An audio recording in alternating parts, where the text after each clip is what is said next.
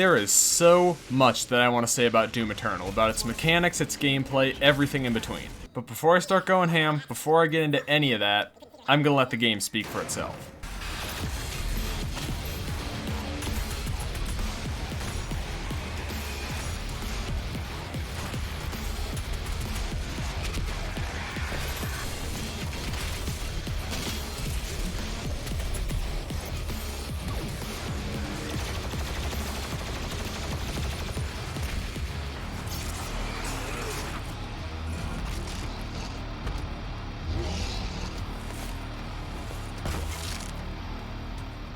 If there's one thing that I can congratulate Doom Eternal for, it's that it is proud to be a video game. It's obvious that everyone working on this was giving it their all to make one of the best modern shooter platformers the world's ever seen, but they didn't shy away from the game's roots as an Atari-era boomer shooter. Doom Eternal owns that crap, hell it wears it like a badge of honor. It's got 1-ups and cheat codes, cheesy ammo and health pickups, hell you can find bobbleheads of the enemies around the map. I live for this shit. This game is goofy as all hell and it's damn well aware of it.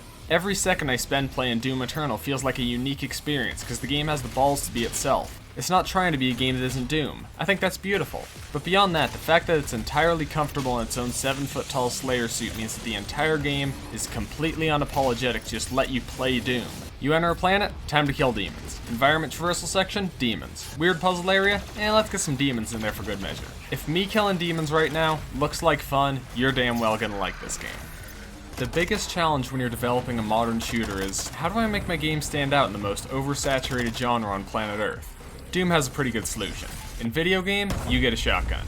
But in Doom, that shotgun is also a grenade launcher, and your machine gun is also a sniper rifle. You get a plasma ray and a rocket launcher and a second shotgun with a meat hook on it. Look at this giant planet destruction beam. That's one of your weapons. I still like the shotgun better though. But when the game gives you all the guns you could ever want, the question is, how do you prevent the player from just using their favorite all the time and never experimenting, or seeing what the whole game has to offer? Well, that's where the demons come in. The great thing about the enemies of Doom is that they're not just there to get shot at. They're dynamic, they're dangerous, and they have so much influence over how you play the game that it wouldn't even remotely be the same experience without them. Early on in Doom, one of the first enemies you gotta fight is the Cacodemon, and it's easy as all hell. You shoot a grenade at it eats the grenade, and that's that. These things are goofy, and they don't even remotely serve as a threat, but they help introduce you to the idea that every demon has its own weaknesses. But as you get farther into the game and you become stronger and find more weapons, gadgets, and upgrades, the Cacodemons get harder. Not because they get a health boost or anything, but as the game piles crud on top of shit, you start to realize that Cacodemons are OP as all hell actually. This enemy-first design of Doom is what really gives the game its spark. Sure, the weapons are cool as hell, but at the end of the day I'd like them a lot less if I were using them to shoot cardboard cutouts. Just in a basic encounter here, I go from plasma ray to melee attack, to heavy shotgun, to blood punch, to chainsaw because I'm out of ammo, back to plasma ray, back to shotgun, and that's that. The combat in Doom isn't just about shotguns or glory kills, movement or gadgets, enemies or environments, it's about all that different crap at the same time. And the end result is a game where you're changing strategies on the fly to adapt to the 5 million things going on simultaneously.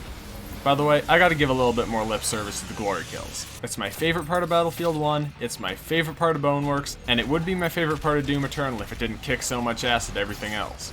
Regardless, I just adore how the developers use these glory kills to treat the demons like chew toys, using every little weakness of their design as a way to make their deaths that much more satisfying.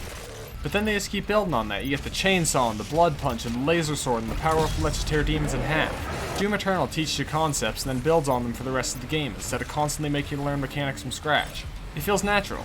Same with the difficulty. It builds progressively, but, I mean, that's not to say it's easy. I played through Doom Eternal on Ultraviolence, and it was back-breaking. I got my ass kicked so many times. But no matter how hard the game pushed me, it never felt unconquerable. Doom Eternal's always challenging you to improve without ever hitting that breaking point where it feels impossible to progress. And then, you fight the Doom Hunter, and all that shit goes out the window. You will die again and again and again. You're gonna hate this boss, you're gonna hate this game, and when you're finally pushed to the point of breaking, you're gonna realize that nothing you've learned here today matters. None of the strategies or tricks or exploitable weaknesses matter, because you're just here to kick ass. And when you realize that the secret to this boss fight is that there isn't a secret, and that all you gotta do is whoop its Cro-Magnon butt into the ground, it's the easiest encounter in the whole game. Doom Eternal is a good game.